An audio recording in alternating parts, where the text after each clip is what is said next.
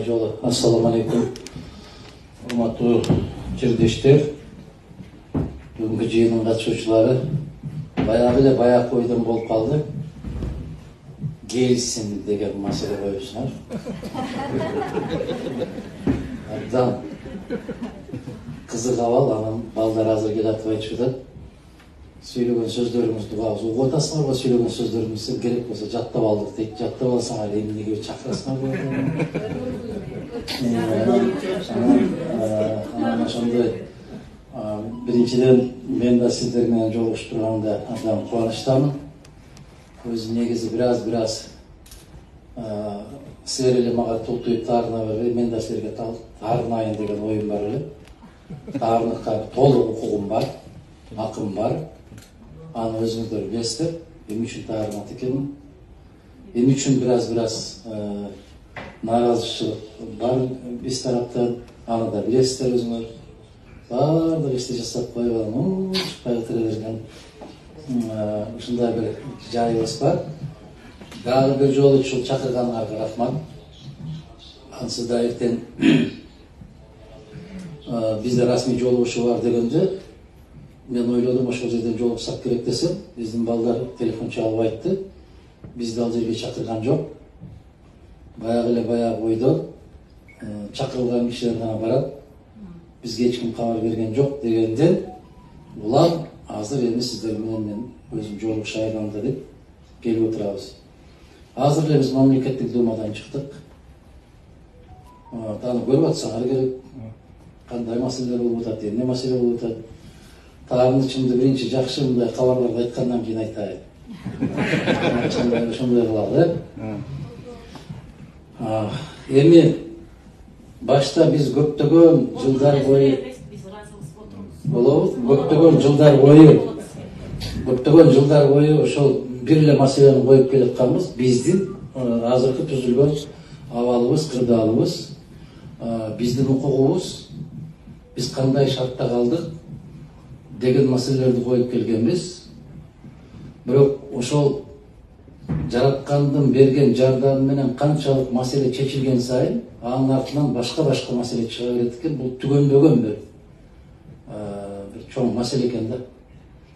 Бир маселе чечсең, аркасынан 3 маселе андан оорураак болуп чыгып келет. Азыр сиздердин алдыңыздарга койгон маселе ар 3 сайын дарыгердик кароодон өтүү деген маселе, менимче ар бирибиздин көкүрөгүбүздөгү маселе ушул болсо керек. Биз бул маселени эртең менен жолугушканда мамлекеттик думанын төрагасы жана депутаттардын алдында да көтөрдүк. Түштөн кийин Совет Федерациянын жетекчилиги менен жолукканда дагы ушул маселени көтөрдүк. Азыр эле аябай каттуу, эч кандай мындай бир протоколу жок сүйлөшүү болду. Тийиштүү комитеттин жетекчилери менен, мамлекеттик думанын депутаттары менен. Биз тараптан келген ар бир депутат, кандай фракция болбосун, кандай партиянын депутаты болбосун, баарыбыз бир гана маселени коюп аттык. Бул жерден биз бирибиз моштомдой түйүлгөн маселени бир коюп атабыз. Себеп эл бир, мамлекет бир. Саясий көз караштан көз карандысыз. Ар бириңиздердин тагдырыңыздар ошол бүгүнкү түзүлгөн сиздердин эң чоң маселе биздин депутаттарга да жиберип атасыздар. Ошо Сахаровда турган бүгүн 5000 канчанчы болуп кезекке турдум дегендер да бар. Барып жетишпей, үлгүрбөй кайра кайткандар да бар. Кабарыбыз бар. Аны көрүп атабыз. Андан сырткары эми ушул маселени тездетип чечүүнүн жолдору боюнча дагы койдук маселе. Бүгүн биздин делегация тарабынан бир маселе коюлду. Ушул нерселерди эгер Кыргызстандан келаткандай жасап койсок кандай болот деген. Мен таң калдым, бир маалымат ушундай кетти. Мамлекеттик думада Өзбекстан менен Тажикстан эки мамлекет ушундай жасап коюптур. Эмне үчүн биздин мамлекет жасаган эмес түшүнүз. Кудай буйрса, бүгүн эртең жогорку кеңеште ушул Россия Федерациясы менен достук тобу расмий түрдө бекитилет. Токтор менен бекитилиши керек. Ошол топтун жетекчилигине менин талапкерлигим көрсөтүлгөн. Биз бүгүн Россия Федерациясынын Кыргызстан менен кызматташуу топтун жетекчиси баштагы Ярослав областынын губернатору Лисицын экен. Мен ал аксакал менен жолуктук. Бүгүн 2 жолу жолугуп, азыр жарым саат баштадагы ошол киши менен сүйлөшүп, мамлекеттик думадан чыгып эле саат 8-де күтүп атты эле дегендей болуп, бул жака жөнөтөбүз. Эми башта биз өкмөттөн талап кылып келген болсок, жогорку кеңештен талап кылып келген болсок, эми ошол талаптардын баарын өзүбүз түздөн түз аткара турган жердебиз. Бул үчүн жаратканга чексиз шүгүр айтабыз. Ал мен дайым айтып жүрөм сиздерге, депутаттык мандат ал мансап эмес. Бул аябагандай жаман, оор жумуш. Көчөгө чыккандан безилдетип кое турган жумуш. Ар бир кабагы түшкөн кыргызды көрсөң эле ошонун ушундай тагдырына селкүрөлүүдөй болуп эле карап тургандар. Ар бириңердин көзүңөрдөн ушуну окуйм да мен. Мен эмне үчүн мынтип жүрөм дегендей суроону кое бересиңер. Ушундай өтө оор, татаал, кыйын көтөрүп жүрүшү оор. Мен депутат болгондо биринчи кезде бүтүн Кыргызстан өтүптүр дегенде дагы интервьюда айттым мен. Менде бир кубаныч, бир сезим жок деп. Тескерисинче оор сезимдер бар. Мына ушул үмүт акталабы экен деген, үмүт акталганга күчүбүз жетеби экен, ден соолугубуз мүмкүнчүлүк береби экен деген ой менен жүрөбүз деп. Кудай буйрса, жеткиликтүү деңгээлде түшүндүрүп айта алдык. Ар бир айтып аткан сунуштарыбызды өтө коюу менен жазып отурушту. Эми кеп ошол кызматташуу топтун ортосунда, анан тийиштүү комитеттердин ортосунда калды. Бизге эки жагынан тең пайдалуу, себеби мен дал ошол комитетке жазылганмын. Эл аралык мамиле, коопсуздук, коргонуу жана миграция боюнча маселелер деп атайын ошол комитетке жазылганмын. Эмне үчүн моундой сиздер менен көзмө көз жолугушуп, сүйлөшүп, күчүмдүн жетишинче, алымдын жетишинче сиздердин алдыңыздардагы маселелерди чечиш үчүн. Шайлоого барбасаңыздар дагы, таарынсам дагы, көңүлүм аябай каттуу ренжисе дагы, баары бир каргада баласын аппагым дейт дегенде, кирпиде баласын жумшагым дейт дегенде, жоопкерчиликти сезбесеңер дагы, силерге баары бир болсо дагы, Кыргызстан томолонуп кетсе дагы, мага баары бир десеңер дагы, ошого карабастан ушундай сезимдер менен ушул комитетке жазылганбыз. Миграция деген сөздү сөзсүз түрдө киргизүү керек деп маселе коюп отуруп, ушул миграция деген сөздү киргизип, ушул комитетке сиздердин маселеңиздерди коюп туруу үчүн аны угуп аттыңар өзүңөр, көрүп аттыңар. Миграция деген, маданият деген, эмгек деген сөздөр такыр унутулуп бараткан экен да бул парламент. Кече төгөрөк стол болгондо уктуңуздарбы, кээ бир кишилер айтпады, бизди бул жака чакырмак турсун, унутуп деле калдык эле мындай жыйындарды деген. Биздин жумушту баштаганыбызга толук эмес 1,5 ай болуп атса дагы, бир топ жылыш өзгөрүштөрдү жасаганга аракет жасап атабыз. Саныбыз аз, Кудай буйрса сапат менен иштейбиз деген оюбуз бар. Эмне үчүн саныбыз аз? Мен силерден сурагым келет. Силерден сурагым келет. Силердин жообуңарды да билем. Башка аргам жок. Мага башка элди эч ким бербейт. Ушул жоопкерчиликти сиздер дагы сезет болдуңуздарбы экен деп кыйналам мен. Ойлонот болдуңуздарбы экен деп. Ушунчалык таң калыштуу кызык окуя болду. Каттоодон өткүлө деп аябай безилдеп отуруп, эгер телефондон эле өткөрүп кое турган болсоңор, биз оодарып салмакпыз дедиңер, жакшы жаман көрүнүп отуруп, ошого да жетиштик. Баары бир жасаган жоксуңар. Ошон үчүн сиздер менен жолугушуунун кажети барбы же жокпу деген суроо да туулуп калып атат менде. Пайдасы жок экен го деген. Баары бир ушундай экен го деген ой келет экен туугандар. Келбей койбойт экен. Бир айтасың, 2 айтасың, 3 айтасың, 5 айтасың, 10 айтасың, акырында чарчатып коет экенсиңер. Ушуну сезебизби өзүбүз бир аз? Байкайбызбы ушундайбыз деп эле? Сезебиз. Байкайбызбы ушу? Жерде отургандар байкайт. Башкалар биздин кулагына чыга албайт азыр. Ушундай экенбиз, тилекке каршы.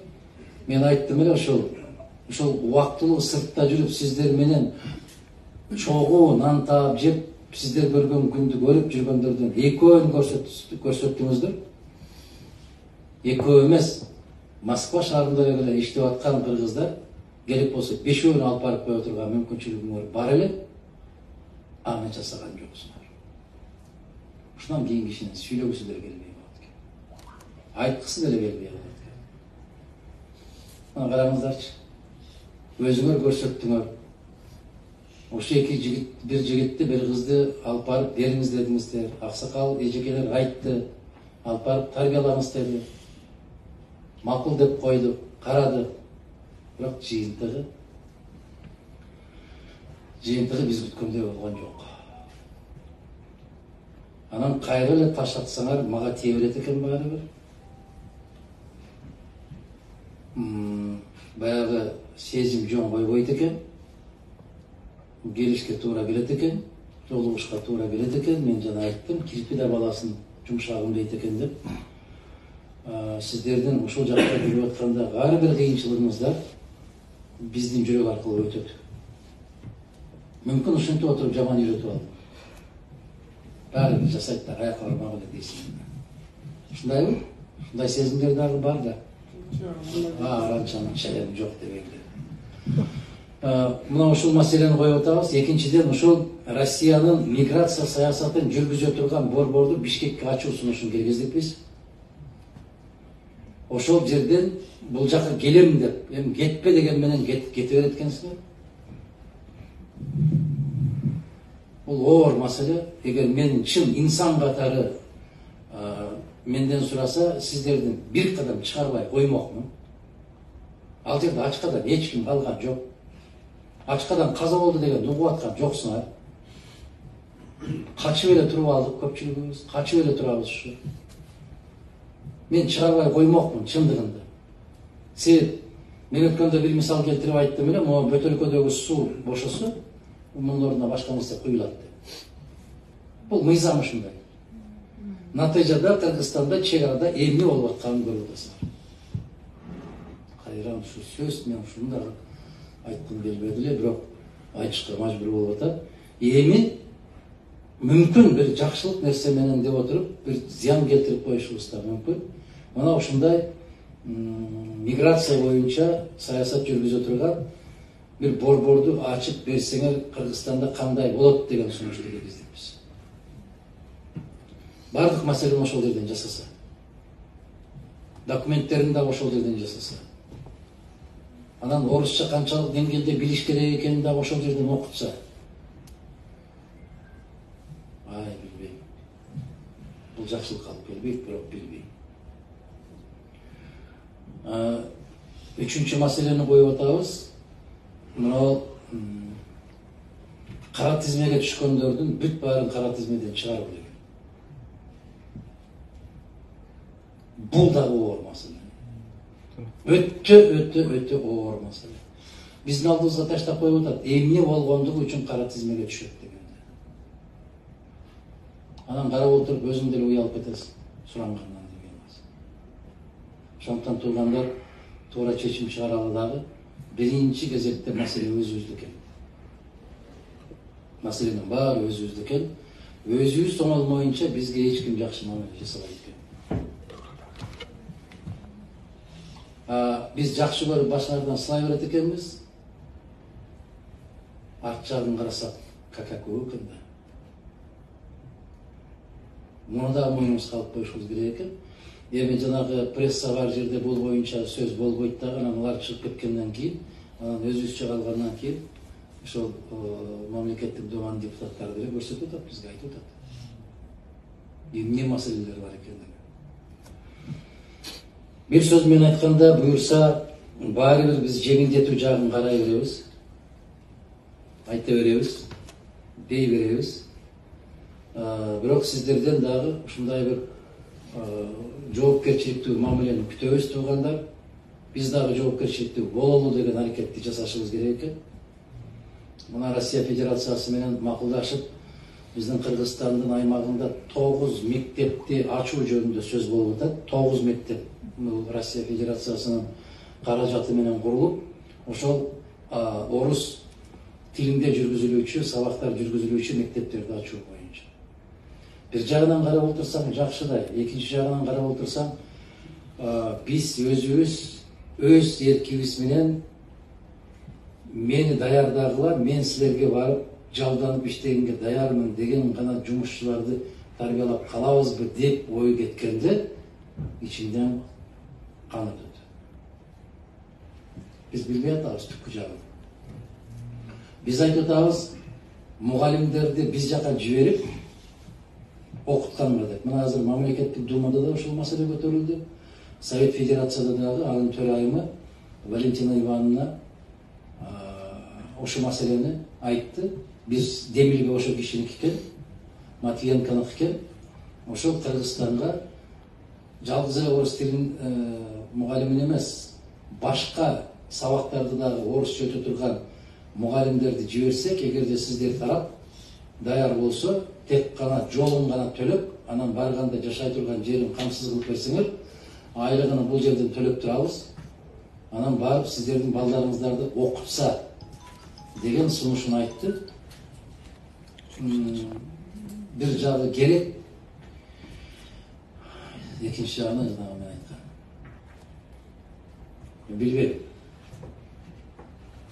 Билбейм кандай деп түшүндүрүшүм керек, кандай деп айтышым керек. Бул кубана турган жагдайбы, же өкүнө турган жагдайбы, аны эгерде биз өзүбүздүн балдарды өзүбүз окутканга чамабыз келбей калган улут болсок, анда кандай улутпуз да, кандай өлкөбүз. Кандай дейсиңер, аны билбейм. Мен конкреттүү суроолор болсо, суроолорго гана жооп бергенге аракет кылайын. Себеп маселе өтө көп. Сиздер эмнени уккуңуздар келет, кайсы маселе, кайсы суроолорго жооп алдыңыздар келет. Кош жарандуулук боюнча биз шайлоонун алдында бүтүн Кыргызстан бул маселени айтканбыз, көтөргөнбүз. Соңку маалыматтарга ылайык 1.200.000 кыргыз сыртка чыгып кетти. Эми элестеткиле. Чыкылдап кое бересиңер, тууганда калп эле чыкылдап кое бересиңер. Уйку дагы бекем, курсак дагы жакшы, иштей дагы жаман эмес. Калп эле чык деп коюп, ушундай да болобу деп. Ошонун бири сизсиз. Эмнеге чыкылдайбыз? Ошонун бири сизсиз. Бул оор жагдай, кыйын жагдай. Башка мамлекеттерди карасаңар, өз мамлекетине киши тартып атат. Кишилерди чакырып, ошолорду кызыктырып, жарандардын санын көбөйтүп атат. Биз сиздер койгон маселе боюнча тескерисинче сыртка чыгып кетүүгө шарт түзгүлө деп атасыңар. Ошого ким күнөөлүү? Мен күнөөлүү. Мен күнөөлүү. Ошол ушул эле суроону берет. Ким күнөөлүү деп коет? Мен, сөзсүз түрдө мен. Кыргызстанда кар жаабай калды быйыл, ага да мен күнөөлүү. Кургакчылык болуп атат, мен күнөөлүүмүн. Электр энергиясы жетишпей атат, мен күнөөлүүмүн. Сөзсүз түрдө могул жерде отурганыбыздын эч кимибиздин күнөөбүз жок. Мен дайым көтөрүп келгем, мен мойнума алып келгем. Ким күнөөлүү деп суроо берип коет.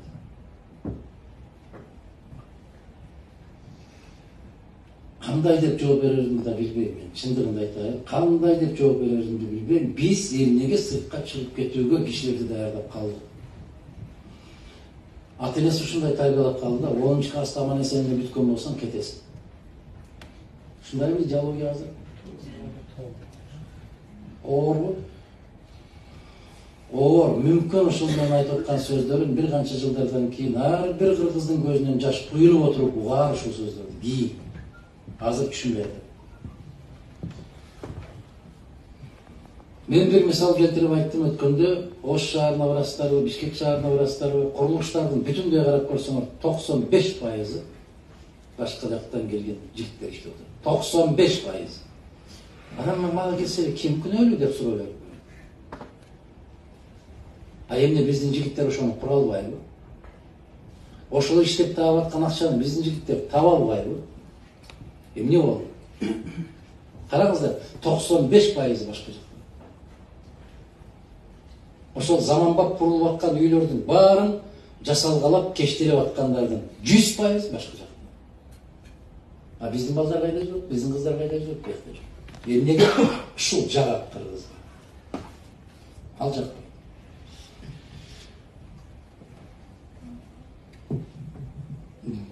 Бул маселени кандай чечишке дагы менин акылым жетпейт. Көп нерсеге жетет, бирок ушуга жетпейт. Калып ошол жакта иште десең, сага душман катарында карайт калабыз. Мен кетишим керек дейт. Эми билбейм, жигиттер, кыздар. Мен бул багытта, бул темада көп эле сүйлөдүм эле, азыр дагы кезектеги сүйлөп атам. Билердин ичинден жыйынтык чыкпасын билем. Бирок жыйынтык чыкпаса да айтып койгонго мажбур болуп атам. Милдеттүү болуп атам. Төртүнчү маселебиз, жана сиз айтып аткан кош жарандык дегенде, бул заматта эле чечиле кете турган маселе эмес, ушунун процедурасын баштайлы деген сунушту айтып атам. Мен билем, бул менин умутума орду толку соккурат билем. Каттуу соккурат. Эмне үчүн? Сырткы келбетиңе кыргыз болгону менен ички жан дүйнөңөрдүн жыты да калбайт. Улут катары жыты да калбайт. Кайшылык болмос. Мына биздин чек аралаш жерде жашап аткан же башка өлкөдө жашап аткан биздин кандаштарды барып карасаңар, тилимиз кебитеси да кеткен. Мына ошондуктан дагы бир 20 жыл айланат, 30 жыл айланат. Мен улуттук кызыл китепке киргизүү жөнүндө сунуш киргизүүгө милдеттүү болуп калабыз. Бул чыныгы кыргыз экен, ошону кызыл китепке киргизели. Индейстердей болуп. А биздин оома, биздин жетелеме калктын психологиясына бул турган эле иш. Кандай дейсиздер, эжекелер айтпайчы өзүңөр? Я? Ошондой белги. Биз кандай кылып улуттук ар намысты, улуттук бир кандайдыр бир кадыр баркты көтөрөбүз деген ой, андан кийин ишке ашырыштын кажети жок болуп калат. Мен ушундай деп корком, мисалы. Менин ой толгоом ушундай. Ой жүгүртүүм ушундай. Сиздердики кандай билбейм. Себеби мен көзүм менен көрүп турам, ошо 5 жыл, 10 жыл аралыгында кандай өзгөрүүлөр болуп кетиши мүмкүн. Көрүп атасыздарбы, мындан бир ай башта эле бүгүн Россия Федерациясы менен Украинанын ортосундагы абал ушул деңгээлге чейин жетет десе ким ишенет? Жетти, бүгүн көрүп атасыңар, эмне башталып аткан. А мен дагы өзүмдүн улутумду, келечегин карап отурам. Кандай болуп калар экен мен билбейм. Мен айтып атам го, жанагы сырткы формабыз калып калышы мүмкүн. Ички дүйнөбүз түп өзгөрөт. Өткөндө жогорку кеңеште бир мисал келтирип атып айттым. Муну ушул Жалалбат суусу экен, Жалалбат суусу деп бөтөлкөсү ушу Жалалбат суусу да, мунун суусун төгүп салып туруп эле. Мунун ичине кандай сууну куйсаң куюп кое бер да, керекпи Москва рекадан сууну алып келип коюп койсоң, бирок бул Жалалбат болбойт. Мен да ошентип корком, садакаларым, мен улутумдан корком. Кебетен кыргыз болуп калат да, ой жүгүртүүң, санаа сезимиң, кадыр бар ички жан дүйнөң, нарк населиң улуттан бир тамчы калабы калбайбы, мен ишене албайм ошого. Бүгүн эле ишене албайм. Бүгүн кийген кийимибизден, жүргөн жүрмүшүбүздөн, сүйлөгөн сөздөрүбүздөн, жеп аткан тамак ашыбыздан, бири-бирибизге жасаган мамилебизден мен мисалы таанышым өтө оор да, кыйын да. Бул сөздөр катуураак тийиши мүмкүн, бирок мындай бир вакцинация деле алып атпайсыңар, мен ушундай бир вирустан биздин улуттун жоголуп кетүүгө каршы болгон вакцина болуп бергенге дагы макулмун, даярмын. Оор болсо да, ачуу болсо да ушуну айтышым керек. Ошондуктан кош жарандуулук дегенди биз көтөргөнбүз. Эмне себептен?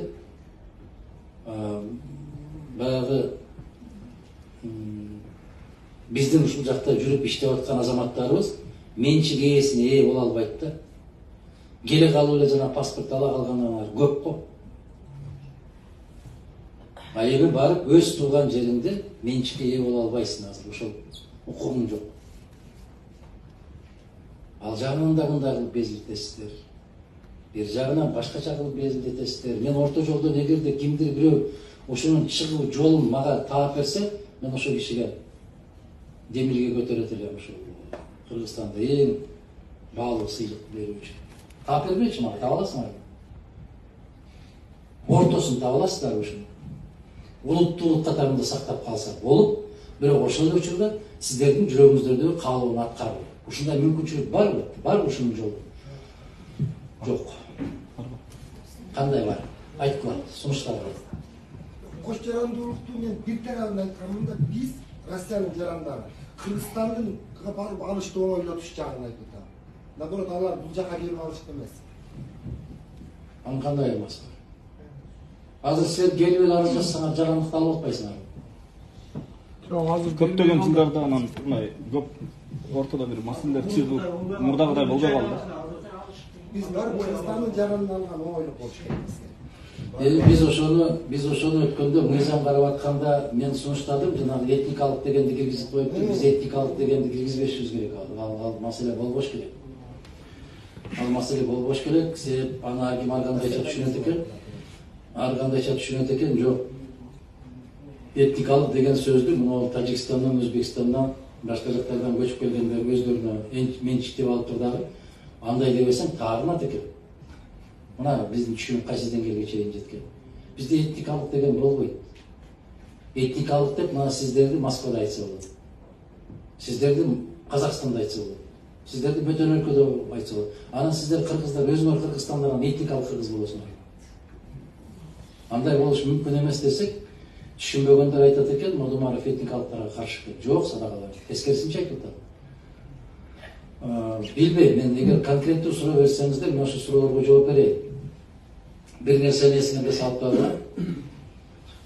Ачуураак болсо мен кечирим сурайм. Дайым эле мен менен жолукканда ушундай эле жоопторду угуп жүрөсүздөр. Эми мен жогорку кеңешке барганда айтпай турайынчы мактап. Кимде суроо бар?